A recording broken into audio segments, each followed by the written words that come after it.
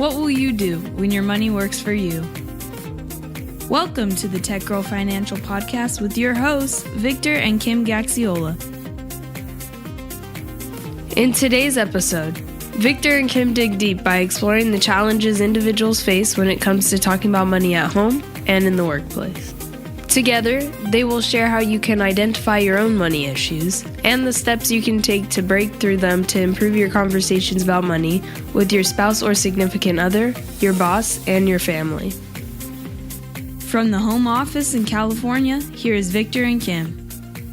Welcome back to episode 2. We're back. All right, numero dos. Kim, I'm so excited because the response to the first podcast, just the introductory podcast was amazing. So we've got a lot of folks who came out, reached out and said they liked the show. I know, I'm so excited. It was really nice to see a lot of people who don't normally look at our stuff that we post out there have really encouraging comments. Yeah, and I want to send out a very special shout out because it wasn't just in the state of California. It was in Chicago. It was in Tennessee. It was in the East Coast. And, believe it or not, Nairobi, Kenya. We had one listener in Kenya. All right. Yeah, so hopefully if you're listening from Kenya, shout out to you.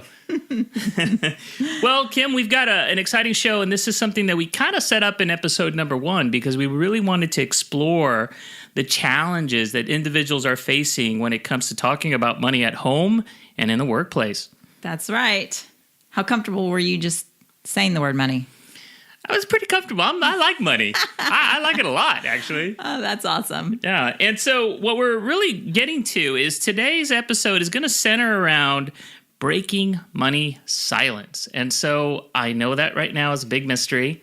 So, Kim, you want to share a little bit about what we mean by breaking money silence and how did you learn about it? Okay, so I learned about it from Kathleen Burns Kingsbury, who is a wealth psychologist and actually wrote the book, Breaking Money Silence. And so her explanation for money silence is really the lack of open and honest communication that we have in our society and amongst family members and at home as well in talking about money. And it's really an important subject, right? Because I think statistically, and we shared this, and we'll talk a little bit about the retreat that we just did, 44% of Americans find talking about personal finance more challenging than discussing death, politics, or religion. That's a lot of people. It is. And I would say I could agree with all of that. Or actually, it was surprising, all of it, but the politics side, because politics has been so heated lately. Nobody's comfortable with that. Yeah, no one's comfortable unless you're on Facebook, and it seems everybody's talking about it, right? So anyway, so let's dig a little deep. So I mentioned the fact that this was the subject of a recent retreat that we did that was based a lot on the concepts presented in the book. And I guess to get back to the subject is, how did you first come across it, and what was it about the material that you said, oh, this is good stuff, I need to share this? Yeah, I think I kept head nodding. Yes, that's right. When I was listening to Kathleen at the Women Advisor Summit in San Francisco this fall, because one of the things she talks about is how this taboo we have, this discomfort talking about money, how it's impacting us in the workforce. And I would say, if you're uncomfortable talking about money topics to begin with, how do you bring that up to ask for a raise or a promotion? And we all know that women suffer from this wage gap between what we are being paid in comparison to what men, our counterparts, are being paid. And so there's this big awareness out there. But I feel like what Kathleen is talking about and actually coming out and breaking money silence and talking about it, getting comfortable talking about things relating to money and our self-worth are really important in the next step to narrowing the gap between men and women in their pay. Right. So we're not talking about it enough. That's the challenge, right? That's right. The issue. And it's not just, like I said, it's you mentioned the workplace, and that is certainly some place to really explore this, but it happens at home. It happens between couples. Fortunately, you and I have not had to have that issue, but because talking about money comes easy to us. Right. But it does happen in a lot of households. It does. And I think our red light, green light system did work for us. Remember that? We constantly have a conversation. Are we on red light or are we on green light when it comes to our money matters? And in doing so, it's consistent and we stay on the same page. But I'll tell you, have you ever heard of a family that have had, broken relationships just because of an inheritance or something like that? It happens. And a lot of it is because everybody's uncomfortable talking about money. Well, money can make people funny, and then if they make them funny, it's hard to talk about too. Yeah. Right? Yeah. And it's more than just like, when we say to the home, it's talking to your spouse or significant other about money issues or challenges. But the same thing would apply as your kids grow older, talking to your kids about money, having them understand exactly what it means, especially when it comes to college education funding or planning. It also applies to aging parents. Right. We've got the sandwich generation that is caring for both sides, the generation that preceded them and then the generation that's following. Right. And I can tell you, even if you're not talking about money, you're giving the message that you don't talk about money. And that just further continues this next generation and money is taboo and we don't talk about it. Yeah, I can see where that's a challenge. So as part of the retreat, one of the first exercises that we did is exploring your own personal and individual money script. So can you share a little bit about what that was and how we went about exploring it for ourselves? Yeah, so this was really fun. And actually, Kathleen refers to another book that I read in the process of discovering my own money scripts, and that is The Financial Wisdom of Ebenezer Scrooge, which was fun. I read it at Christmas time, and so the Christmas Carol was on my mind. Good timing. Short read, too, right? It didn't take you that long. Oh, yeah, it's a short read. Actually, I did it by Audible, so another great reason why we're doing this podcast. Yeah, and the speaker that you have upstairs, the mirror that has a speaker that you mentioned in episode 1. Yeah, so getting back to, they really developed this whole idea of money scripts in terms of, how comfortable are you with some of those messages that you have about money? A money script is really a belief that we have about money and our relationship with all sorts of different things. So, for example, if I say to you, Victor, how do you feel about money and work? I would feel that it's a means to an end. You got to work to have money. That's, right. That's how what I would write down. That's great. So that's a belief. And if we break that down even further, maybe we can say, is that true? I believe it's true. So is it only a means to an end, or do you get any enjoyment out of what you do? Oh, I love what I do. I love doing it with you, doing the podcast and talking to people about money. It's like, I can't think of anything better. So now would you just say it's a means to an end? No, it's much more than that now. Good point. Well, great. I'm glad I got that across with you.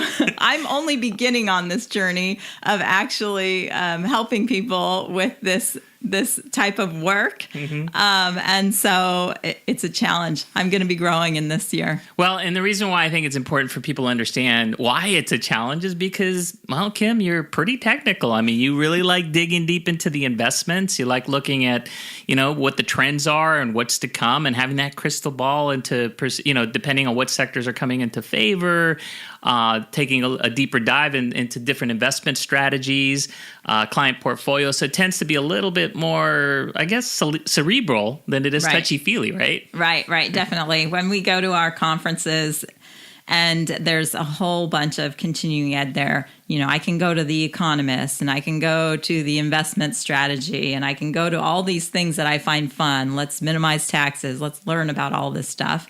And I typically do gravitate in that direction, always honing in on my technical skills. However, it's just as important for me to go to the more experiential or looking at people's relationships with money and really work on the soft skills as well, because I tell you, sometimes that's even more important. Yeah. And that was why we really wanted to package this delivery of this educational material from the book and having the discussion around, breaking money silence built around a retreat format, right? It was built around more an inward focus. This is for you. This is for you to give you the skill set to have those conversations at home at the workplace with your children or aging parents, as opposed to this is financial education. You're going to learn how to balance a checkbook, or what's an IRA. Right. Absolutely. I think a retreat has a connotation of that inward looking, and you're going to grow from this. And so everybody has money scripts, really. Mm-hmm. And some of them are good and some of them are not so good. And so just being able to start creating an awareness of what are your money scripts, and that takes a lot of work to look at that and be honest with what you find out. So honesty in this exercise was extremely important because it was this inward look at how I felt about this word association of money to this different subjects, whether it was talking about money in our children, money in my significant other or spouse, which is you, money in retirement, happiness, and all that. Part of this exercise for me was identifying these money scripts. And if I was being honest, there's certainly areas that I need to work on. So can you talk a little bit about separating the truth from the opinions when it comes to identifying these money scripts? Yeah, I can. And because, like we said, some money scripts are going to be okay and certainly positive, and some money scripts won't be so positive. They may be causing you some annoyance or some stress in your life. And so, for instance, I say, what do I think about money and happiness? And I think financial independence. I think working because I enjoy what I do as opposed because I need the paycheck from month to month. So that's a good one. But I'll tell you on the negative side is my money script with taxes. So I think a lot of people are going to have money scripts that are negative with taxes, but let's hear yours. Okay, when I think about money and taxes, I think I hate them. I think everybody hates them. Unequal. Oh, good. Okay. Yeah. And that's how I feel. I feel big government. I feel it's obtrusive. And so those are my feelings, and they're out there. That's a good play. But when you dig deep on that whole level of, are they unequal?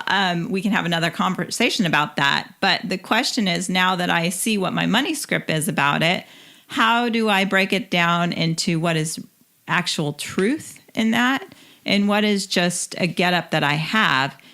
And maybe if I didn't have that get up about paying my taxes, it wouldn't cause me so much stress in April when I have to get them done. Right. And that's a good point. And the real value of this exercise in looking inward and identifying your own unique money scripts is because it's that whole idea almost that you can't love others until you love yourself, right? So in this case, you can't really talk to other people, especially people that are close to you, about money matters until you understand your own scripts and your own challenges. Right. And I'll tell you, this is a big one too. One of the other discovery processes that I went through when I was going through this whole thing is to realize that I hate spending money, because that was another script. How do I feel about money and spending? I really don't like to spend. I like to earn it, but I don't like to spend it.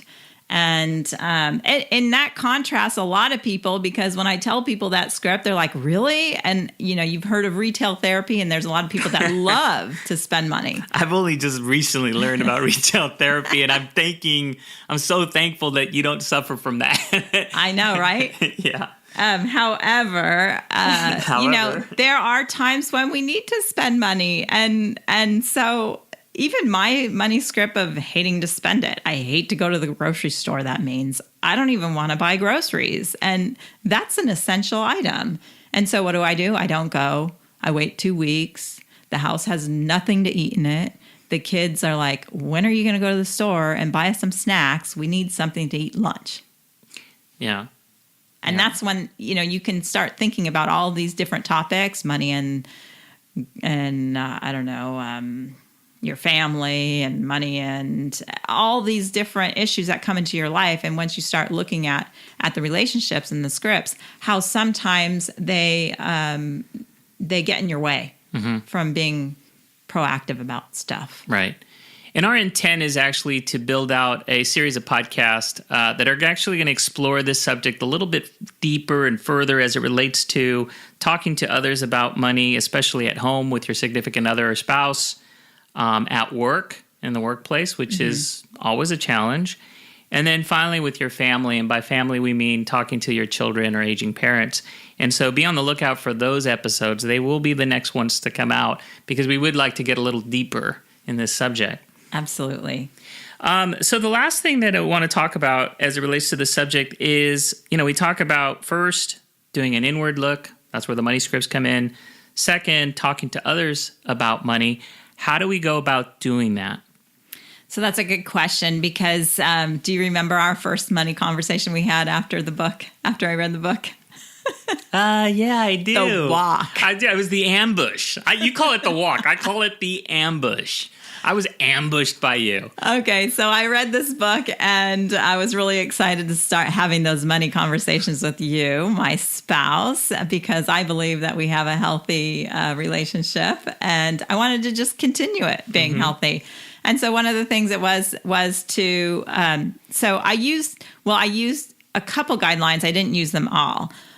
So one of the guidelines is to use I statements, and another guideline is to be respectful. So I think I started out on this journey with you on this walk, and I said, I'm learning about myself. Here are some of the things that I feel like about money, and this is where I think it helps me, and this is where it hurts me sometimes. And so I went on this path with you, expecting you to come back and tell me all of your money scripts. But I think that was unfair of me because you really didn't know how to get those things because you hadn't read the book. And so the longer we talked and walked, the more I was getting annoyed because you weren't coming at it and showing me all of the things that you should be telling me. And so, we started to argue a little bit. Just a bit. Yeah. And I'm sure you felt defensive, right? Just a bit. Little bit. Yeah. So I think it's really important that you have just short conversations at first. Keep it to 10 minutes, really, because I think the longer you go into them, if you're not used to talking about money with your spouse or anyone that you need to have a conversation about money with, the longer you go into it, the more emotions get drawn out, and then you end on a bad feeling. Whereas if you could keep a conversation to 10 minutes and you just tell your side of the story and how you're feeling about the topic at hand, and you allow for the other person to reflect and hopefully share. But if they can't share, perhaps say, we should have these conversations more often and let them have time to reflect about that conversation so they may be able to share something with you later. Well, I think I came around on the subject once I kind of understood exactly what the context was, because it kind of felt like I was coming from left field. And I got to tell you, that's just what happens with us dudes. Sometimes we're not just ready to have those conversations. But once I went through the retreat and I understood exactly what the money talk guidelines were, I understood where you were coming from. And so it's really more about, having a good conversation and being prepared or primed for having a discussion about money. So you mentioned the I statements, but it also means, listening actively. It means don't mind read. Practice curiosity, and the important thing here is just practicing, and being prepared. Like you said, don't make it a drawn out 3-hour conversation, but hey, let's talk about how we feel about borrowing money. We've got this mortgage. Do we need a second automobile? That means taking on another loan. How do we feel about that? Those are the kinds of conversations we're talking about. Absolutely. And I'll tell you another good place where this gets to be really important I see with my clients is when they have aging parents. And you're getting to that point where you think maybe your parents need a little bit more help with their finances because things start to get more confusing. And how do you embrace that conversation? And so perhaps you just have a 10-minute conversation the first time, maybe even 5 minutes, and just open up the dialogue. And then over time, you'll want to have conversations more frequently, maybe every week or every 2 weeks, however you can fit it into your schedule, but definitely on a regular basis. So it gives you time to open up. You know, it's just like any relationship. You don't start pouring out your soul to anyone until you know them a little bit better. Right. And that's when the real progress starts getting made, is once you have these conversations, you start understanding each other's perspective as to how we feel about these scripts. And then it's just a question of just keeping that dialogue going and making it an ongoing process. So our recommendation, and I think that this was the conclusion of the retreat, and hopefully the folks, and we really appreciate them coming, is at the end they felt, okay, now I know what are the steps to identify my own money scripts. And we actually gave them homework, right? They took it home. Number 2, what are the money talk guidelines and how I go about talking to my spouse, my significant other, my boss, or my kids. And then the third thing is just practice, keeping it short, sweet, but to the point. Right. So I look forward to the next couple of sessions that we're going to be doing on this so that we can kind of dive into the details of those and how it would help you and your relationships with people and work as well. So that is the next step, and I'm looking forward to recording, the follow-up podcasts that do explore those other areas to break that money silence and to give you the tools in order for you to have those conversations. So this was really more of an introduction to the concept. And like I said, it's somewhat of a new area for Kim from the standpoint that she is much more technical. And in this case, we can have that conversation. Obviously, we've had the conversation in the past, and we hope we can help you with the conversations that are to come. Right. And I will once again say that there are growing pains in this whole situation and this whole dialogue about confronting our own situations with money. And also starting to talk about money because it is such an uncomfortable conversation for us to have. However, when we get a little bit more comfortable talking about these things, then we can have some success in our relationships with our family, as well as with asking for things that we want at work, narrowing the gender gap, the wage gender gap, and as well as helping yourself and your own finances. Because, with awareness, then we can create change of behavior if you have the commitment to do it. And I think the bottom line based on that is we're here to help. I mean, when Absolutely. It comes right down to it. So feel free to reach out if you have any questions on the subject matter today, or for any subject for that matter. You can send us an email at victor@techgirlfinancial.com, or for those of you that are using Twitter, use hashtag AskTGF, and we hope that you will go ahead and ask the questions. And also, thank you to all who have listened to the podcast already. Hopefully you can subscribe. We put it on just about every single media player you could possibly think of, so it should be easy to find the show. Absolutely. And for those of you who do love the technical information like I do, we will be having some that are on those different various subjects as well, from Investment 101 to What's a 529. That's right. So stay tuned for those episodes. They'll be coming up in the next couple of months. And we look forward to sharing what we've learned and the insights that we gained just based on our experience and the conversations that we're having with clients, partners, and friends. Absolutely. So my name is Victor Gaxiola. And I'm Kim Gaxiola. And keep remembering, what will you do when your money works for you? Bye. If you have questions, comments, or suggestions for future shows, please send an email to victor@techgirlfinancial.com or join the conversation on Twitter using the hashtag AskTGF. We also encourage you to like the Tech Girl Financial page on Facebook or follow us on LinkedIn.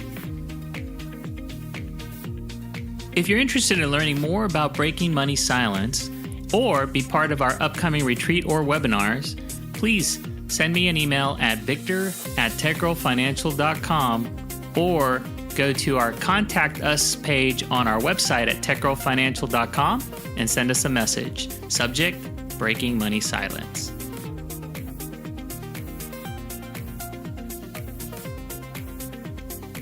Securities offered through registered representatives of Cambridge Investment Research, Inc., a broker-dealer member FINRA, SIPC. Investment advisory services offered through Cambridge Investment Research Advisors, a registered investment advisor. TechGirl Financial and Cambridge Investment Research Inc. are not affiliated companies.